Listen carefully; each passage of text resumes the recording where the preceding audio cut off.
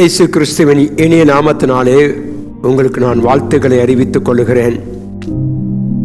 இந்த நாட்களிலே நாம் உத்தமமாய் ஜீவிக்க வேண்டும் என்று வேதம் சொல்லுகிறது. கலப்படம் நிறைந்ததான உலகம், அசுத்தம் நிறைந்ததான உலகம், அந்தகாரம் நிறைந்ததான உலகத்திலே தேவனுடைய பிள்ளைகளாகிய நாம் உத்தமமாய் ஜீவிக்க வேண்டும் என்று நமக்கு தேவனுடைய வார்த்தைகள் இருக்கிறதுக்காய் நன்றி செலுத்துவோம். வேதத்தில் ஒரு வசனத்தை வாசிக்கும் பொழுது சங்கீதத்தின் புஸ்தகம் 37ஆம் சங்கீதம் 18வது வசனத்தை வாசித்தோமானால், உத்தமர்களின் நாட்களை கர்த்தர் அறிந்திருக்கிறார், அவர்கள் சுதந்திரம் என்றென்றைக்கும் இருக்கும். உத்தமன் தேவனுடைய பிள்ளையே, இந்த நாட்களே மனசாட்சியில் உத்தமனாக இருக்க வேண்டும். யார் தேவனுடைய ஆலயத்திலே தேவனுடைய பரிசுத்த பர்வதத்துக்கு ஏறுவான் என்று சொல்லி பார்த்தோமானால் சங்கீதம் 15 வாசிக்கிறோம். உத்தமனாய் நடந்து நீதியை நடப்பித்து மனதார சத்தியத்தை பேசுகிறவன் தானே.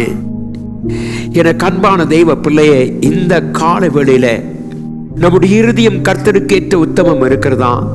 தேவனுடைய வார்த்தையில் நிலைத்திருக்கிற அனுபவம் இருக்கிறதா?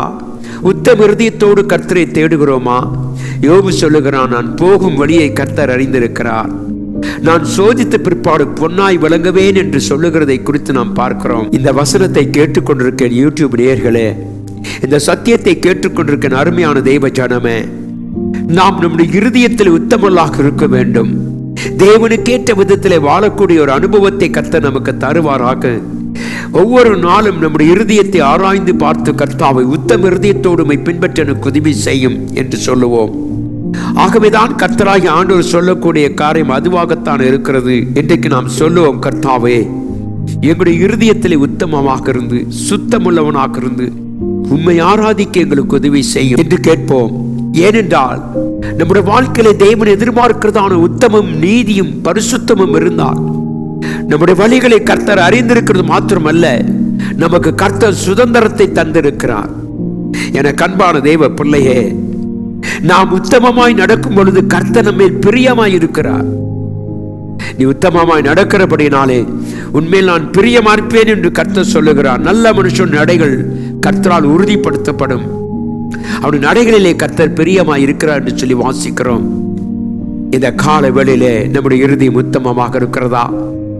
தேவனை விட்டு வழி விலகி போய் உலகத்தின் காரியத்தில் இருக்கும் பொழுது நம்முடைய இருதயத்தில் அநேக விதமான காரியங்கள், சோதனைகளும் போராட்டம் வரும் பொழுது நம்முடைய இருதயம் கலப்படம் அடைந்ததாக இருக்கிறதை பார்க்கிறோம். என கண்பான சகோதரி சகோதரியே, இருதயத்திலே சுத்தமுள்ளவர்களாக உத்தமம் உள்ளவர்களாக தேவனை நாம் பின்பற்றும் பொழுது தேவன் நம்மை ஆசீர்வதிப்பேன் என்று வாக்குத்தத்தம் செய்கிறார். இப்படி உத்தமனாய் இருக்கிறவன் விழுந்தாலும் தள்ளுண்டு போவதில்லை.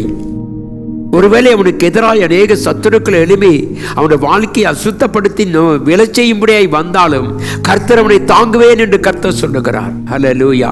எத்தனை பெரிய ஆசீர்வாதம்! நாம் உத்தமமாய் கர்த்தரை பின்பற்ற வேண்டும். யோபு உத்தமனாய் பின்பற்றினான், நீதி உள்ளவனாய் கர்த்தரை பின்பற்றினான்.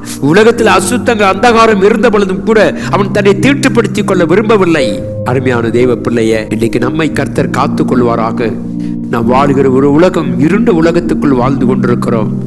தேவனுடைய வெளிச்சம் எடுக்கப்படுகிற நாட்கள் மிக சமீபம். சபையை கர்த்தர் எடுத்துக்கொள்வேன் என்று வாக்குத்தத்தம் செய்திருக்கிறார். இந்த நாட்களில நாமும் நம்முடைய குடும்பமும் உத்தமமாய் கர்த்தரை பின்பற்ற கர்த்தர் உதவி செய்வாராக. நாம் கண்களை மூடி ஜெபிப்போம்.